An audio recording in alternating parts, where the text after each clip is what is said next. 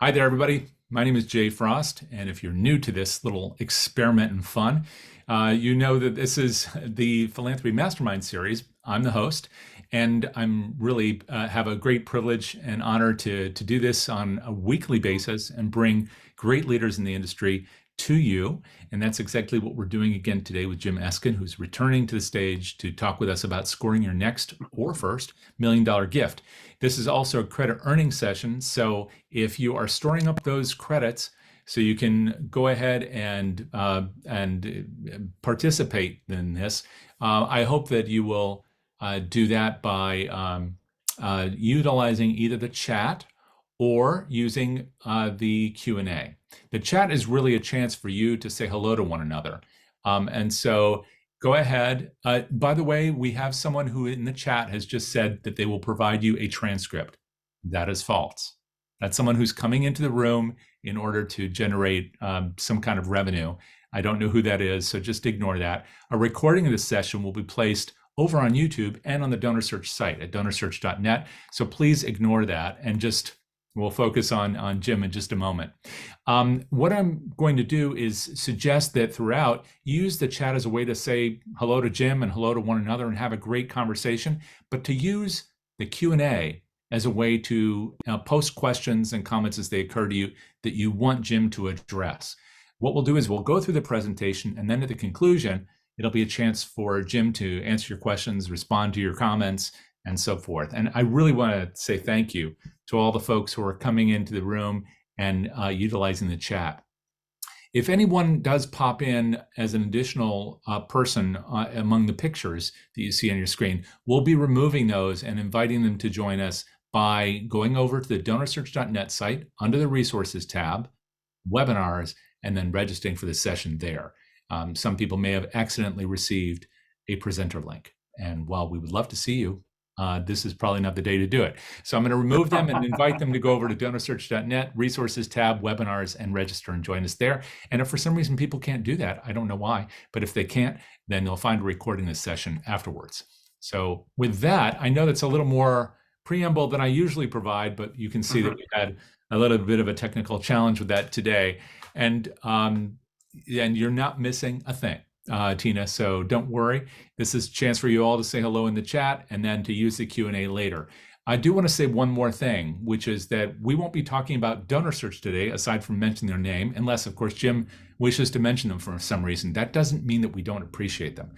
This series goes back to 2016. We've had over 500 programs, and they fall in lines of CFRA credit like this, with webcasts where we have conversations and a podcast, which is really for the ear. I hope you'll enjoy all that over at DonorSearch.net. And while you're there, if you want to know more about your donors, and I bet you do, you can learn more about their services, and they can tell you all about that. So with that, what I'm going to do is get underway finally and pass the baton to our friend, Jim Eskin. And Jim said I shouldn't give too much of an introduction today, but instead let him jump into what is a very robust set of information. So with that, I will just tell you that Jim is the go-to guy. And not only is he providing us this kind of detail on something important to all of us, which is how in the world you get to these large gifts that really propel you, but also he's a very generous person in the sector, operating his own series, which I've been honored to be a part of, and providing this kind of training through Eskin fundraising training to the sector. So great to have you back, Jim, and take it away. Let me first, I'll take all of 15 seconds, but I do want to thank you, and I want to thank the DonorSearch family for having me as a guest. Jay, I'm going to ask you a question. If I remember correctly, you live in the Washington, D.C. suburb of Ferdinand, Virginia. Is that right? That's right. And I know that's a pretty nice housing market, and I know you live in a nice house. But if I was to come by your house and ring the doorbell and you were to answer it, and I was to write you a check for $10 million for your house, guess what? Your house would be worth $10 million. Okay. Sounds no good. matter what other factors, like what the other houses are around, what's your assessment value, et cetera, et cetera. And I say that because scoring your next or first $1 million gift changes forever how your nonprofit is viewed, both internally and externally. And let us say externally, it's like a good housekeeping seal of approval. And all of a sudden you get on the radar for folks who make 7-figure gifts. And so there is a wonderful injection of momentum through that. I'm introducing myself. I'm behind Jay and DonorSearch. Eskin Fundraising Training launched in 2018, and we've conducted about 150 either live workshops or webinars, exactly what's happening here. I was in higher education advancement work and had the opportunity to work with some absolutely terrific business and community leaders. And, you know, I found them absolutely fearless in everything they had to do, with one exception, asking for a gift. And I think that was based on what most fear is based on, fear of the unknown. They had not experienced a solicitation themselves. And so that's why we launched Eskin Fundraising Training, to demystify the art and science of fundraising.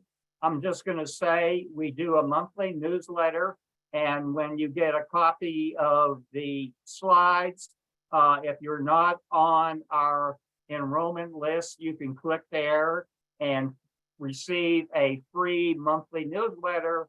And also we do a webinar series, which Jay was our last guest in last year in 2022. We do it every other Wednesday from 4 to 5 o'clock Central Time. So we'd love you to join our learning community. Last moment of self-aggrandizement. 2 years ago, I wrote my first book. It's by far not the biggest selling book, but it might be the lightest and shortest book. It's 82 pages, and it's particularly for board members and volunteers and those who have not received professional training. Jay, if I asked you what a major gift is, how would you respond?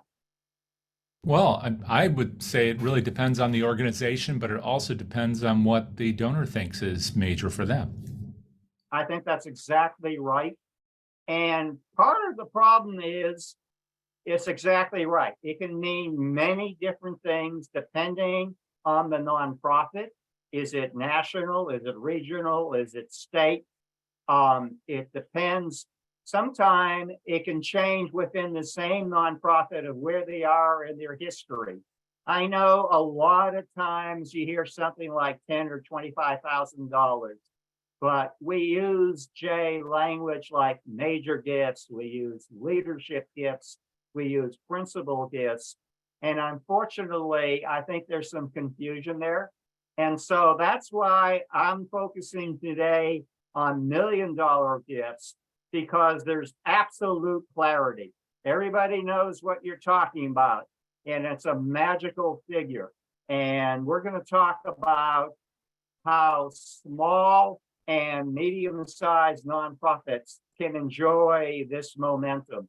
We like to call it, it's a mission possible.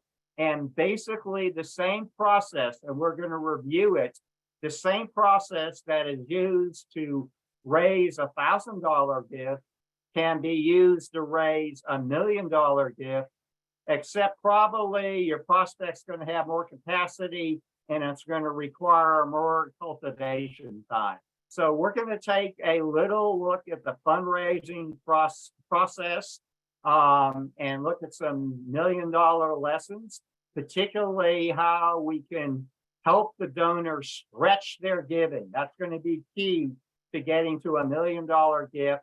And we're going to end up with a little role-playing exercises.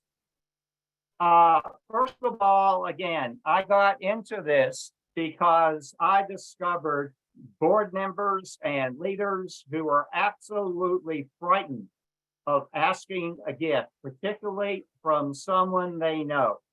And a couple of things we emphasize, whether you're asking for $1,000, whether you're asking $10,000 or $1,000,000, remember, you're asking for some type of nonprofit or cause that touches, improves, and saves more lives.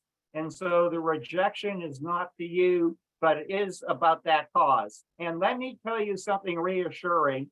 To our knowledge, fundraising began in, I guess, the colonies before it was the United States, back with Harvard College back in the year 1643. They actually had an annual fund appeal, and probably getting that head start allowed them to build the largest endowment on the planet of $51 billion. But Jay and I can assure you, since 1643, there has been no recorded fatality or casualty from someone who heard the word no. So you are not putting yourself at harm's way. One other point, I have discovered that a lot of folks who are afraid of fundraising, they're confusing getting and asking. Now, getting is if I would go up to Jay and basically hand him over a check. Sometimes I would fling it at him and say it's for $1,000. And I, as a donor, is completely determining the amount, the timing, and the purpose. But it's very different from asking. And it's ultimately up to the donor, but particularly for $1 million gifts, when you ask, not get, when you ask, you can determine the amount, the timing, and the purpose. And something we like to emphasize, it is not a zero-sum game. One of our colleagues, Laura Fredericks, who goes by the expert on the ask, you're not taking something away from the donor. You're giving them an opportunity to realize more of their human potential. And the beautiful thing about a gift, particularly $1 million gift, everybody wins. The donor, the solicitor, and particularly the beneficiaries of the nonprofit. And we have scientific evidence that actually people who are philanthropic and charitable, they live longer, healthier, and better lives. There's scientific data. So again, you are doing something good for them. Now, one of the big challenges you face, there are an awful lot of nonprofits in the country, okay? At last count, it's something like 1.5 million. And to put yourself in the shoes of a donor, you're not choosing between the good and the bad, you're choosing between the good and the good. And you and your board and your staff and your team have to go through a very rigorous thinking progress. What can your nonprofit say that these 1.5 million other nonprofits who are all good causes can't say? So think about that.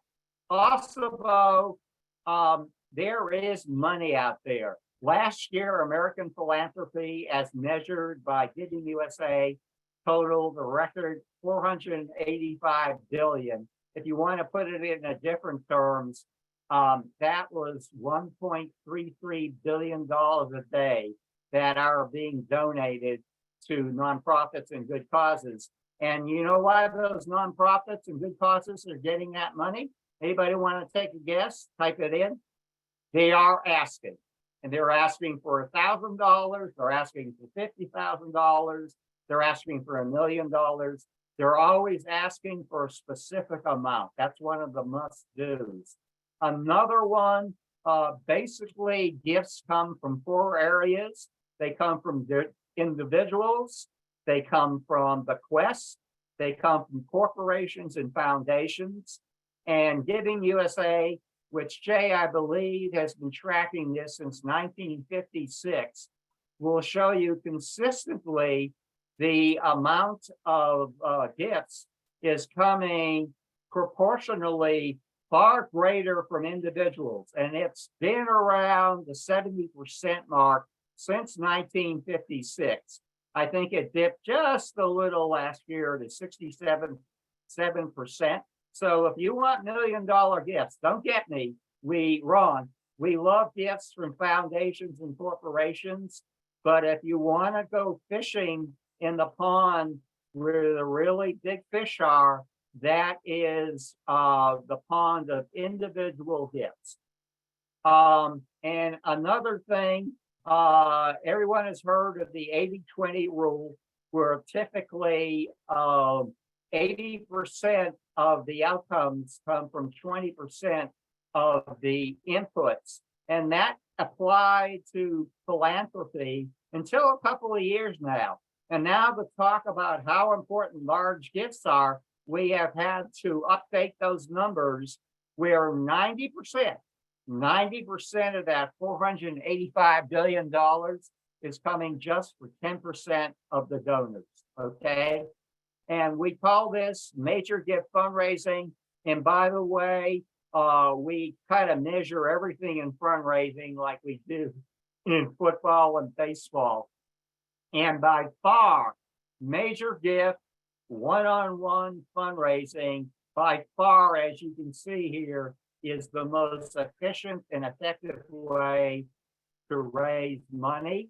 And basically, this will show you sort of the continuum in which people, they don't usually start out by giving you $1 million. We'll talk a moment about an exception there, but typically they kick the tires with a more modest gift, and they move through a pipeline in which they are getting closer to the nonprofit. Their understanding and relationships with the professional and volunteer leaders grow more closely, and they begin to make repeat gifts, and they begin to make even larger gifts, such as endowment, capital, legacy.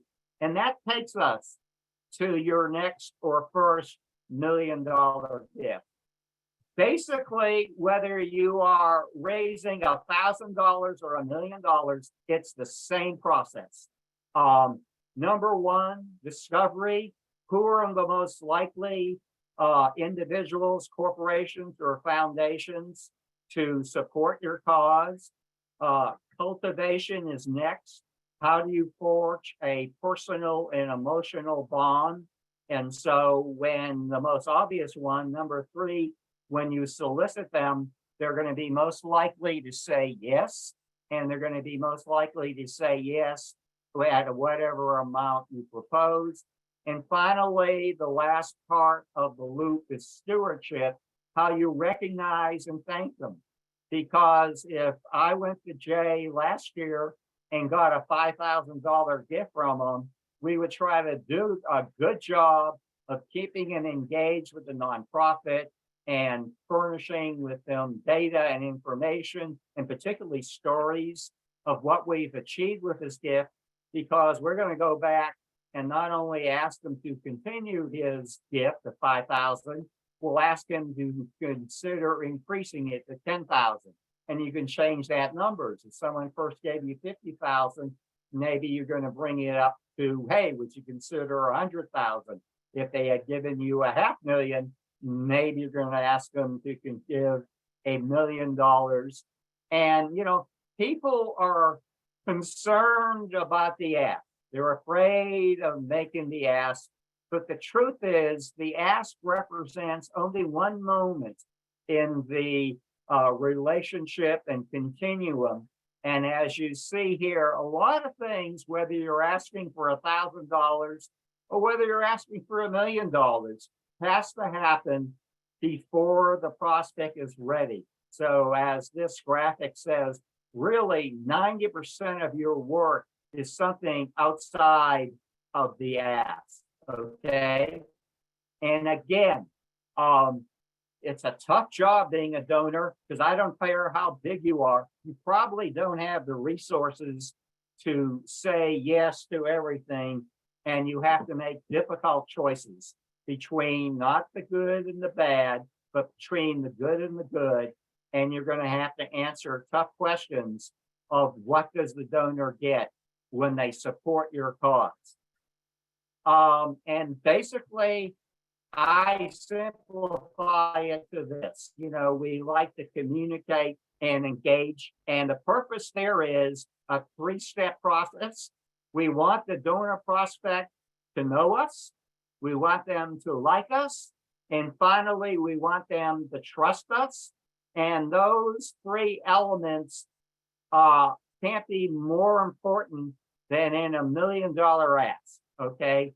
And here's another way.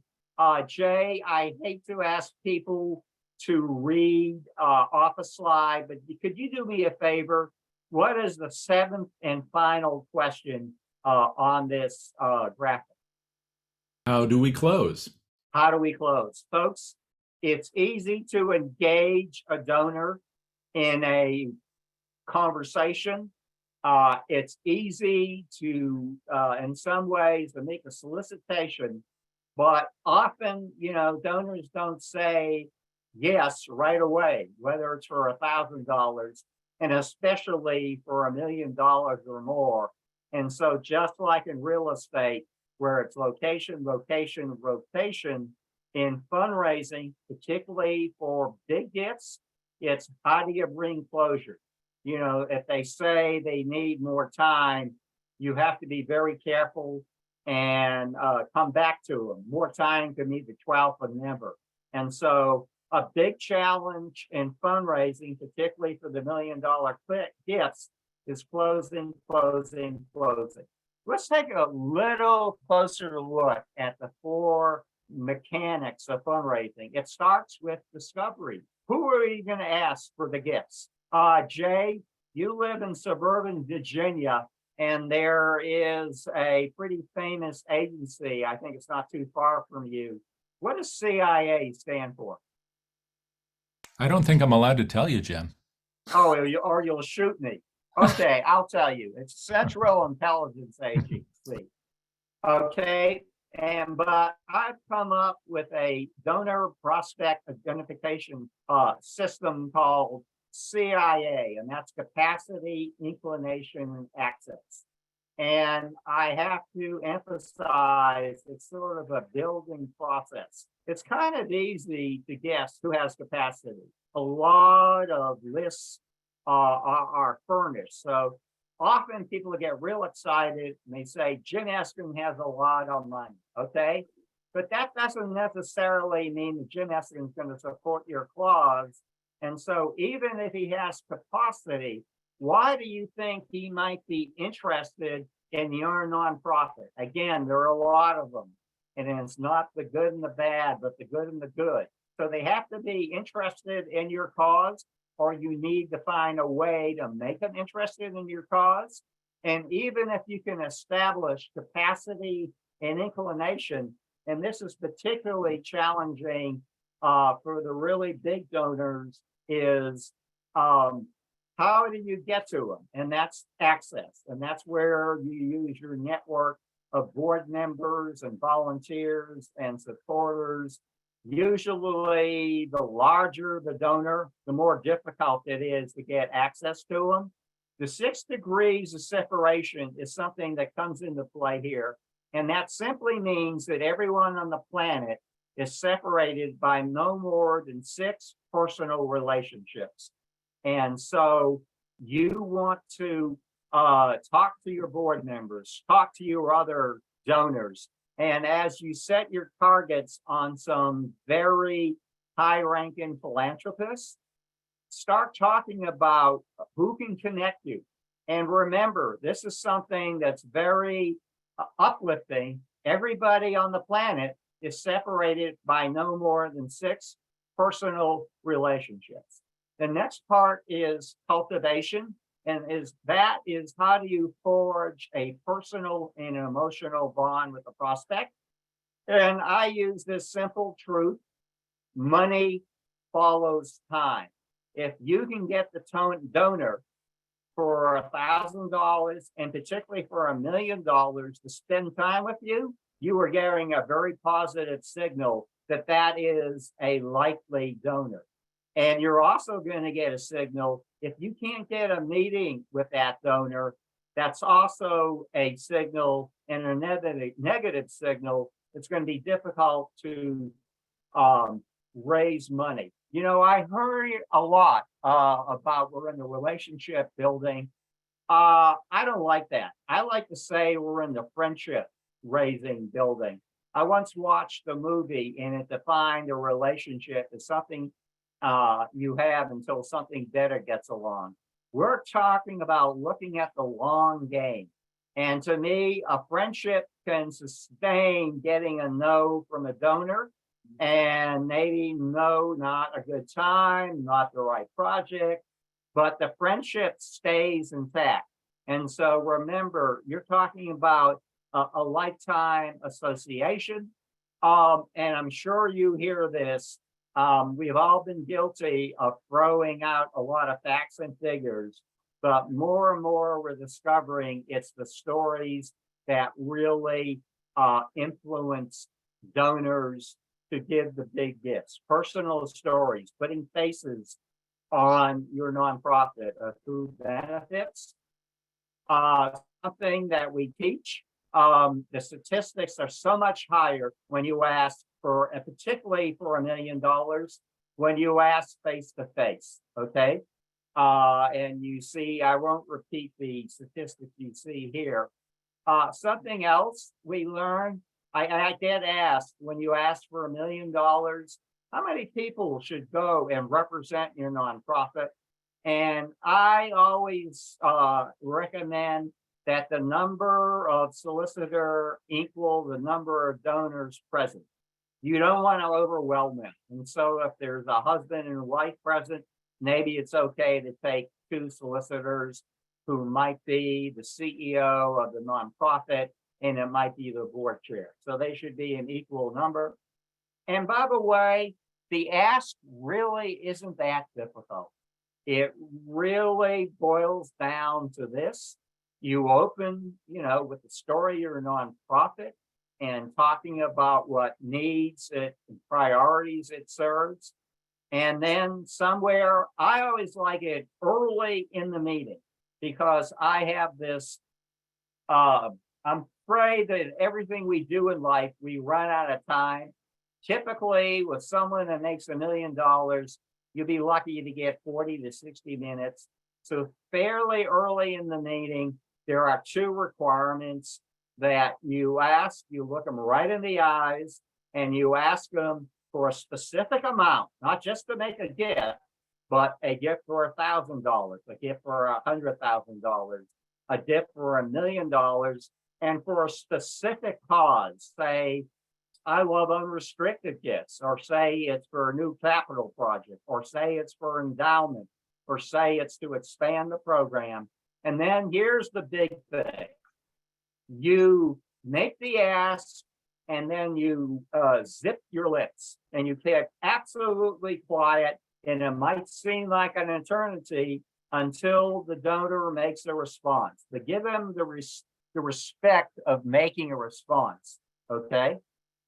And here's a little look at a timeline that basically I like to get to the ask in the first 10 minutes. I think that's so important, because you want to allow time. They're probably going to have questions. They're going to have concerns. You're going to allow plenty of time to respond to that.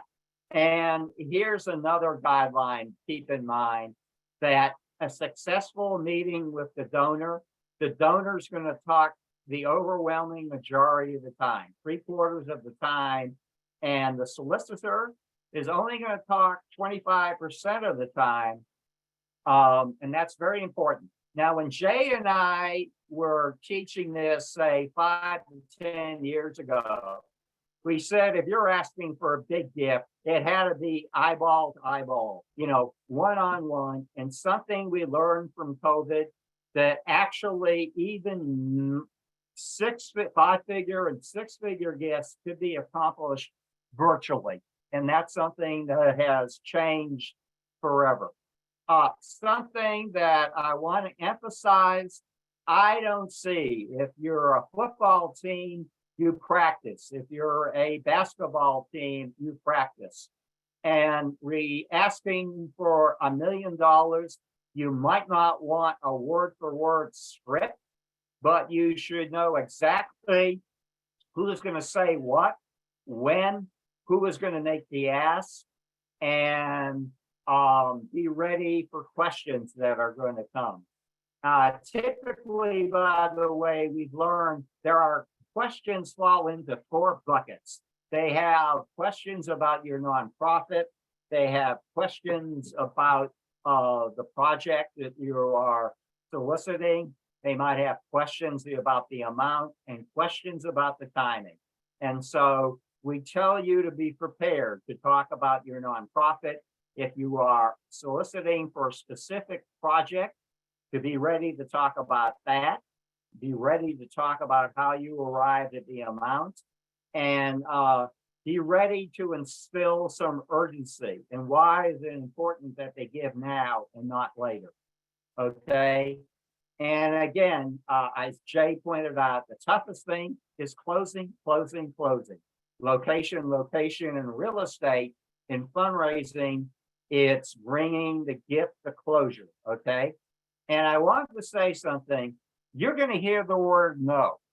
In baseball, if you average a hit 1 out of 3 appearances, you're probably going to make the Hall of Fame. And so good fundraisers have to hear the word no, okay?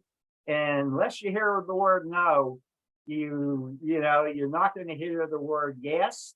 And probably if you can average $1 million gifts 1 out of 3, Jay and I are going to put you in the Fundraisers Hall of Fame.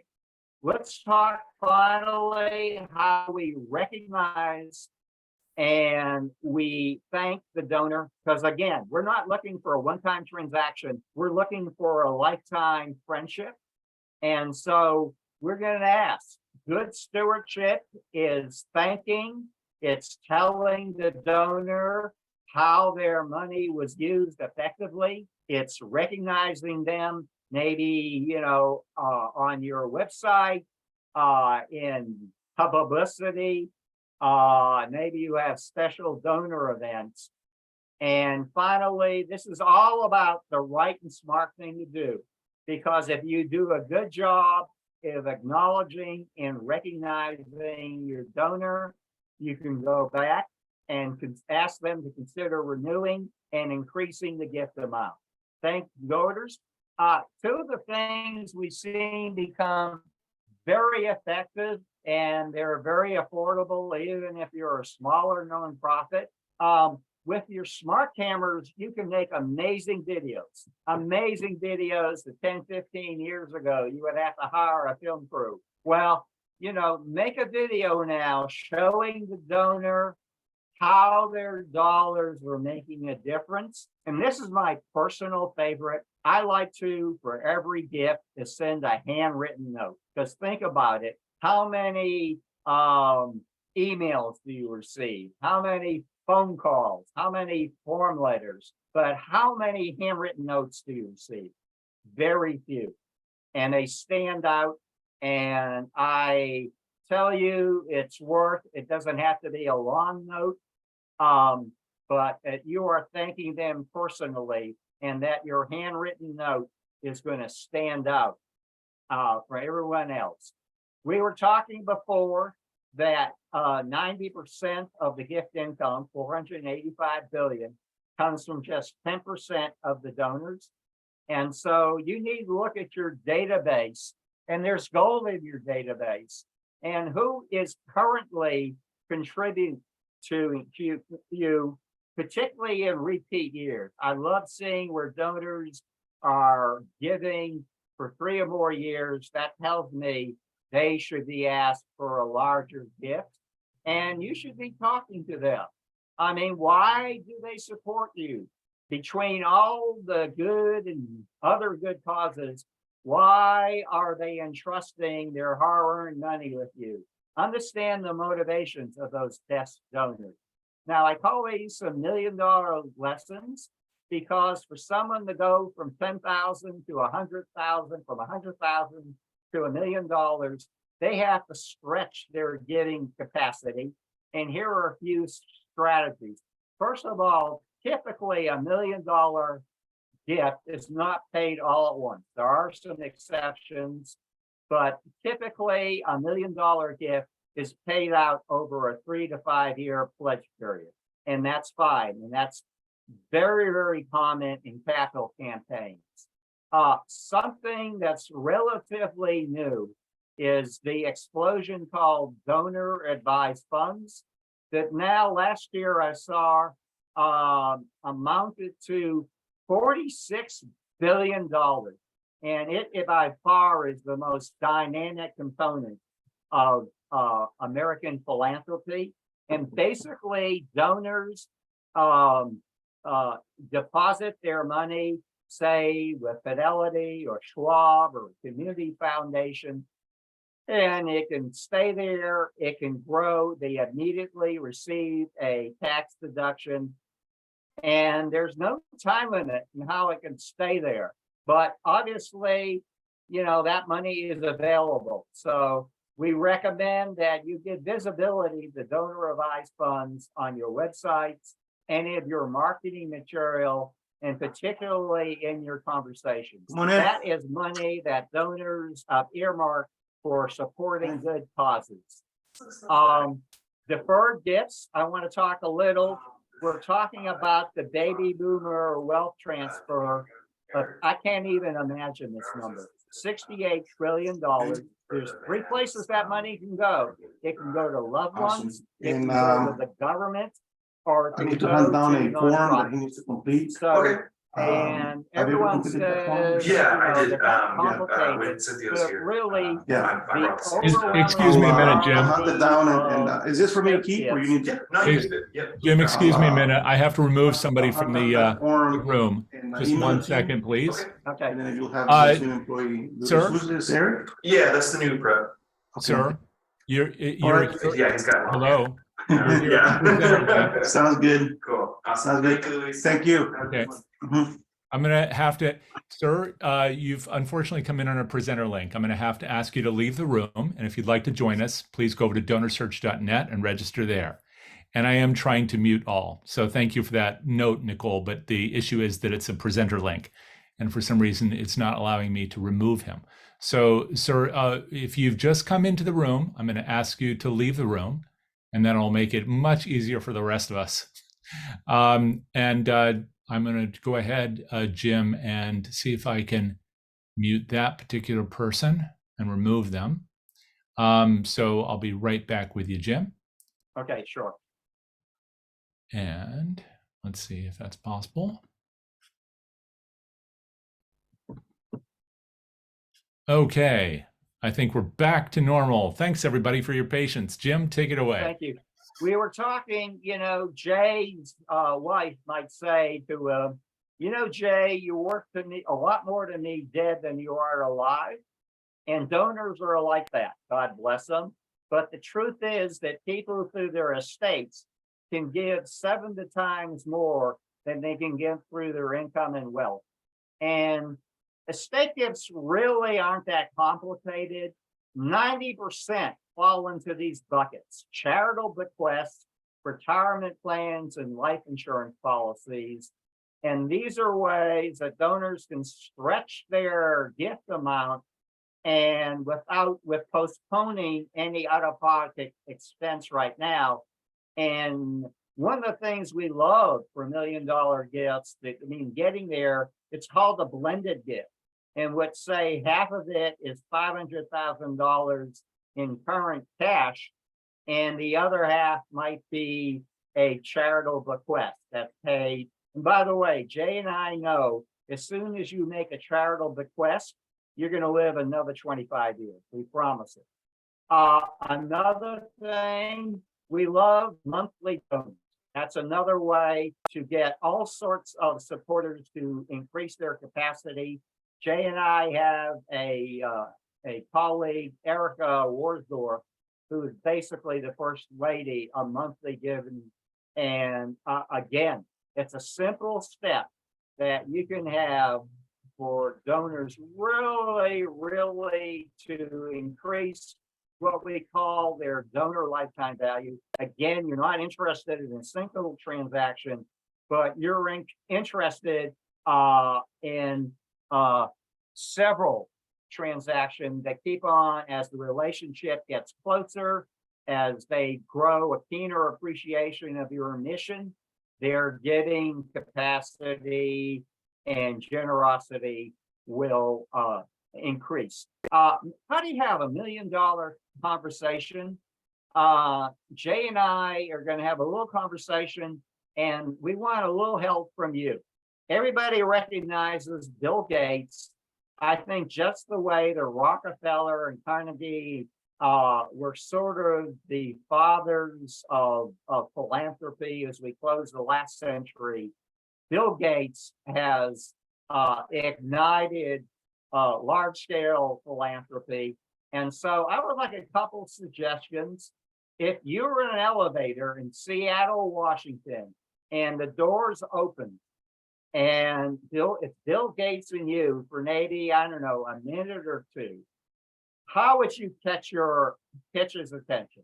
Type in some of your suggestions. And let me just say, Bill Gates now, his wealth actually has decreased. It's about $104 billion. According to the Chronicle of Philanthropy, he was the largest donor last year with a gift of $5 billion. Do we have any suggestions? What do we know? Bill Gates, he just became a grandfather. He just became single. That's why sort of he's been giving money away, and Melinda French Gates got a lot of it too. Any suggestions on how you would want to pitch your nonprofit to Bill Gates? We're starting to get those in the chat, Jim. So the first one was from Vincent, who said, I'd ask him what his favorite musical instrument is to get him talking about music. I love it. The music education. And Kara said, I would rather pitch his ex-wife Melinda. So I guess we won't be talking about that. And then Ellie said, first hit all the buttons to buy time. Who said that? I love that. Yes. Who said that? That's Ellie. Very pragmatic. Okay, say now we're in Chicago, okay? And we get into the Hyatt Regency in downtown Chicago, same thing. It's Oprah Winfrey. Now, her wealth is relatively modest. She's worth about $3 billion. But her brand name, I mean, you just have to say Oprah. It's like saying Cher and Elvis, and everybody knows who you're talking about. And by the way, what would some suggestions? I mean, having Oprah associated with your nonprofit, imagine. Having her as a special guest at one of your events, imagine. Having her endorse your nonprofit. So how would you interest Oprah? Any suggestions? Well, and we had one more that I think was for Bill Gates. So hopefully he hasn't gotten off the elevator yet. Well, we're not finished. You know, he's right. whatever, over Right. $100 billion. Sure. So, Sure. So that one was continue from with Bill Gates. That one was from Christopher, who had said, I appreciate all that you're doing to help with healthcare in Africa. How did you get started with your interest in Africa, that part of the world? Yeah. And then with Oprah, Tina had said, any suggestions? As I work at a Catholic school. So maybe that's something you can weave in, Jim. Julie had said, I'd ask her what her thoughts were on the value of a child and what she feels like we need to do to protect them, and then transition to what they are doing. Marva had said, I would share a story about how our nonprofit organization helps women to thrive. Katrina said, for Oprah, are you ready to adopt another dog from Paw Chicago? And by the way, Jim, earlier presentation, someone had said, Jim must really like dogs because he's got a lot of images there.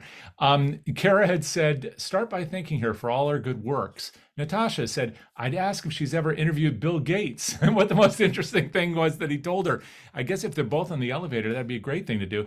Yeah. Beverly had said, I'd ask Oprah who her favorite interview was with.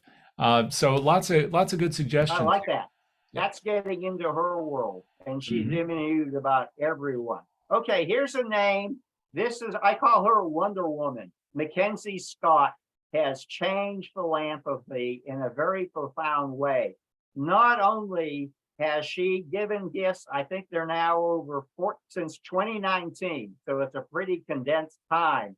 She has given over $14 billion to 1,600 nonprofits. So, by the way, she's also in Seattle. So you might run into these people in Seattle.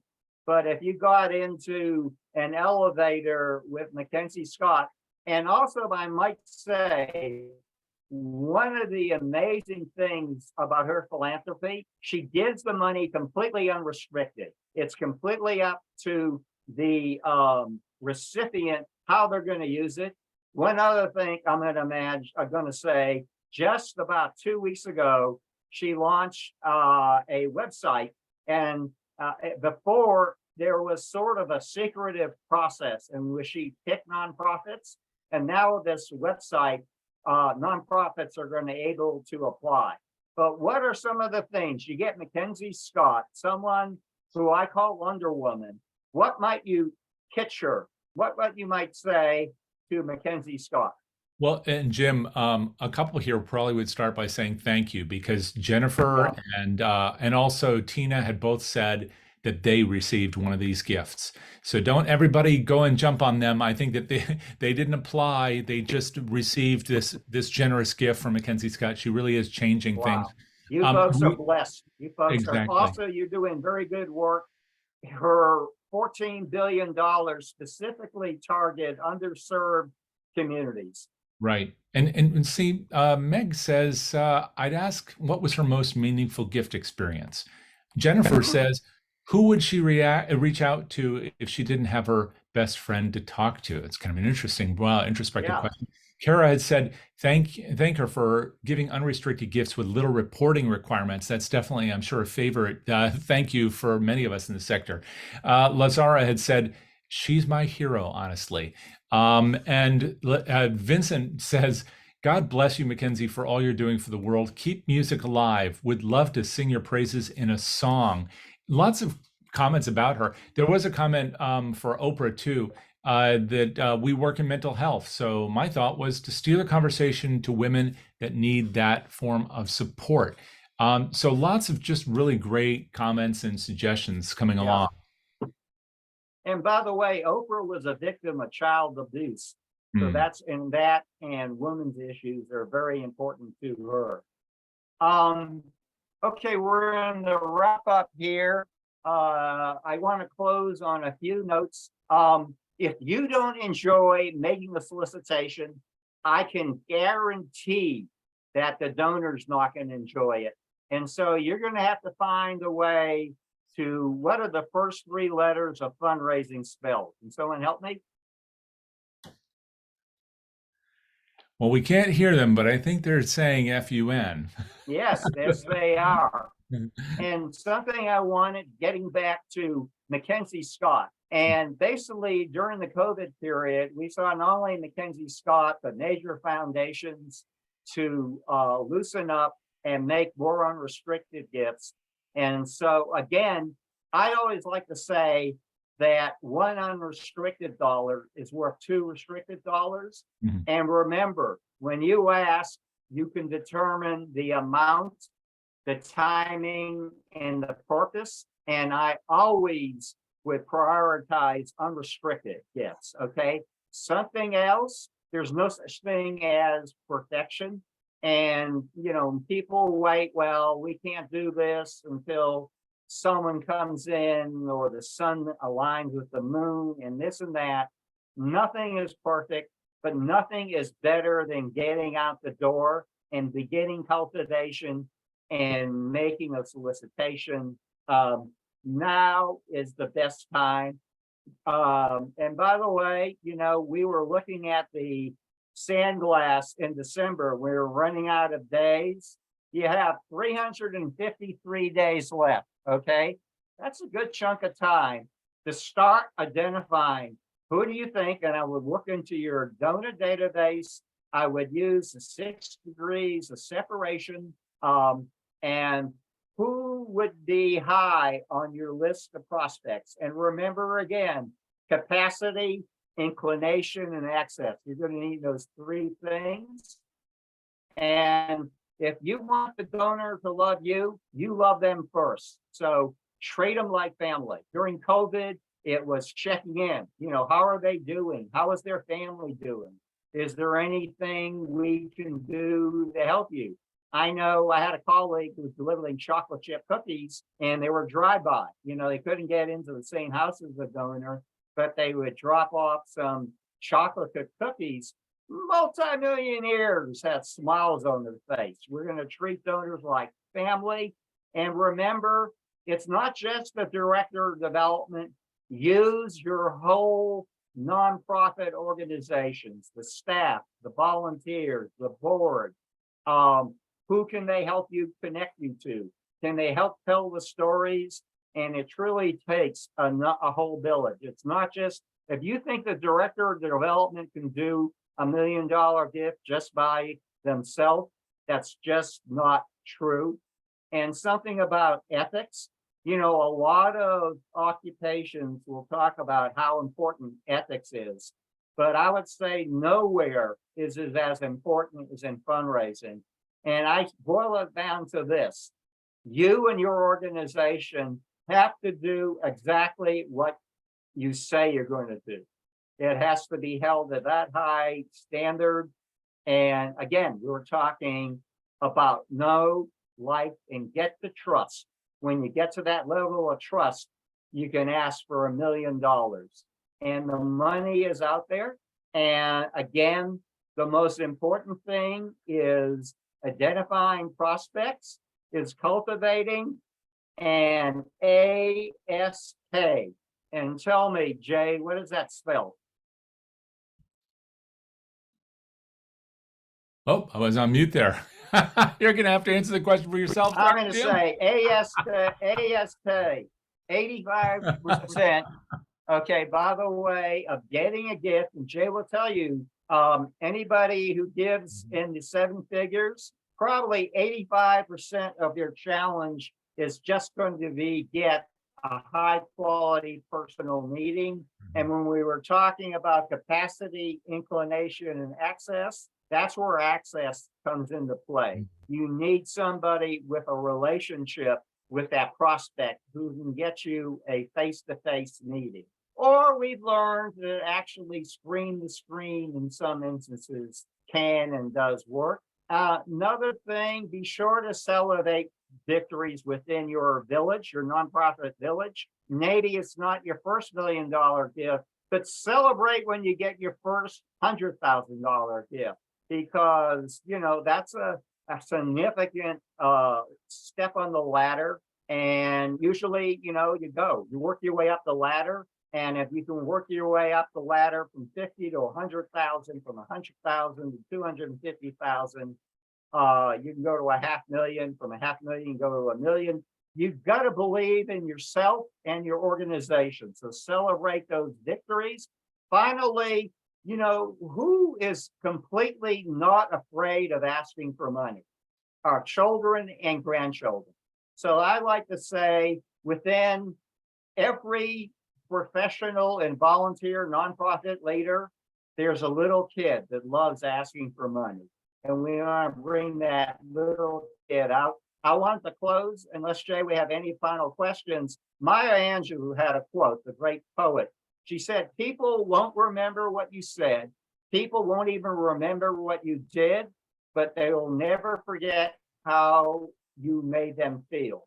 And so our job as nonprofit leaders is to make the donor prospect feel like the most important person in the world to our organizations. And finally, this is my money back guarantee. The more you ask, the more you get. The more you delay asking, the less you're going to get. Jay, I know we only have 2 minutes left. Are there any final questions? There certainly are. So we'll bring those right in. So Jim, we had a question really early on, actually, from Kara, and it's a brilliant question. So I want to make sure we address it.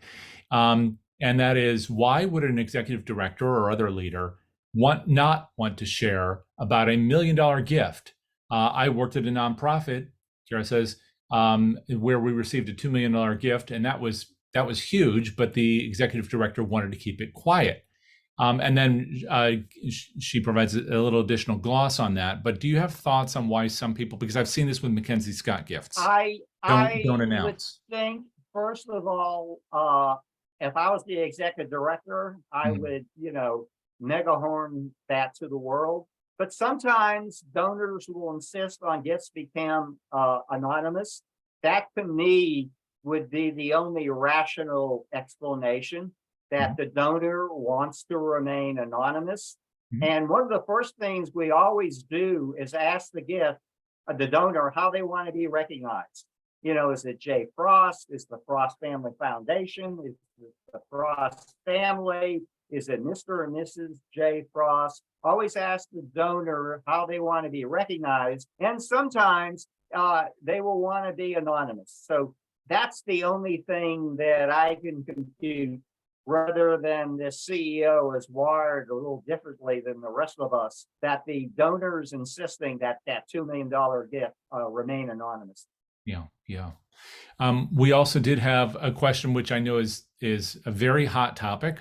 I was talking about it with Jim Langley in a session we did live at Strathmore yesterday, and that is about DAFs. And Vincent asks, how do we get on the radar of donor advised funds? Well, first of all, you have to give it a lot of visibility in your nonprofit. In other words, I would put on your website where you're asking about, do they want to make it by credit card? Do they want to make their a monthly gift? I would mention, do you want to make it through a DAF?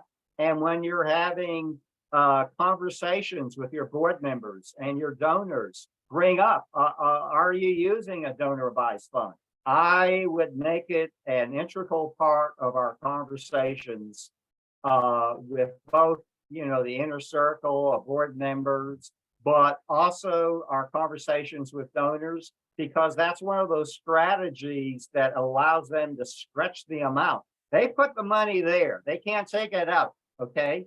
There's some talk about putting a time limit, but right now they can take that money out for a charitable purpose anytime they want. Again, give it all sorts of visibility within your nonprofit. I believe we have another couple questions too. Can you take just another minute, Jim? You bet. Okay. And let me see. The first of these is from Jeanette, who says, what donor wealth search tools do you recommend? Oh, I'm going to sound like the Grinch here. I know there's some very good ones out there. I think we put too much emphasis on wealth screening. I think something I like to do with smaller and mid-sized nonprofits that don't have big budgets, I like to say, look at their current donor database. And like here in San Antonio, I am looking for like 3 or 4 zip codes, okay? And also, I like to use the knowledge of my board members. What do they know? The biggest thing I want to know is their other gifts, okay? If they are, you want things to have a lot of money, but are you philanthropic? So I'm always, and I suggest, look for folks who are making large size gifts, but I first would start with your own family supporters. Look at your database. And this is my poor man's dirty wealth screening. I know in San Antonio, there are like 4 or 5 zip codes where the home value is 10 times more than the average home value. So I'm not going to, I think they're fine, but I'm not going to play that. I think you can substitute the expenditure of wealth screening with, again, common sense. And there's another question that actually appeared in the chat, which relates to this, and that's from Jennifer, who had said, what happens if you're a young nonprofit and don't have the database to really find people at this level of donor? How do you overcome this? And I would just add one thing to your comment, Jim, and that's that the research tools in the marketplace, which may or may not be affordable for people, but they're quite inexpensive now. But one thing they might be able to do, or the research like what you just suggested, Jim, would enable a person to do, looking, for example, at real estate values or something that's more specific than a zip code area, would allow you to see if there's a person in your database who isn't giving at an optimal level, Right. but in fact has a great deal of either financial capacity or has made gifts outside your area that are significant that just aren't on a donor wall in your community. But what do you say, Jim, to people who think, I don't have those people in my database? Well, first of all, it's not going to happen overnight. This is where you really need the inner circle, your board members, your management team, start talking about who do they know in the community that's philanthropic? What do we know about their interests? And can you give us access to them? So it's going to start slowly, but I would use your inner family of board members, of volunteers and donors. And remember, 6 degrees of separation. Everybody on the planet is separated by no more than 6 personal relationships. Right. We do have, let me see, a question about smaller organizations. So that's probably a great place to kind of thread this needle. And that's from an anonymous attendee, always my favorite, anonymous. And that is a small to mid-sized nonprofit organization more likely to receive a major gift if the organization has a fund established with a reputable local community foundation into which to receive and from or with which to manage the funds, versus proposing to manage the gift themselves? Are there relevant factors in all that? Yeah, I'm pausing for a moment because I think, again, nothing is more important than your cause, your mission, because no matter how the money is managed, obviously, using wealth managers, using a trust fund will instill some confidence, but nothing will instill confidence with affinity for the cause. And again, I go back to capacity, inclination, and access. And you are either going to have to find people who are interested in your cause, or you're going to have to cultivate them by engaging them and sharing stories. And so they'll come interested in their cause. I think that's going to be more value and making them a donor than who's managing your money. And one thing I can say is we're beginning to wrap up, in addition to thank you to you, Jim, for doing this. And thank you to everybody for being so engaged. Lots of great stuff in the chat and in the Q&A. Hey, Jay, I got to tell you, those are the best elevator pitches. I like the one I think we all should do is push every button and increase your time with Bill Gates, Oprah, and Mackenzie Scott. Maybe then if I meet one of those folks, which I hope to do, then I'll have to ask them, how would you feel if somebody pushed all the buttons in the elevator and they weren't under 6 years old? But we'll see. But I do want to say, just as a last note in all this, that of course this session has been recorded, including with our little craziness in the middle.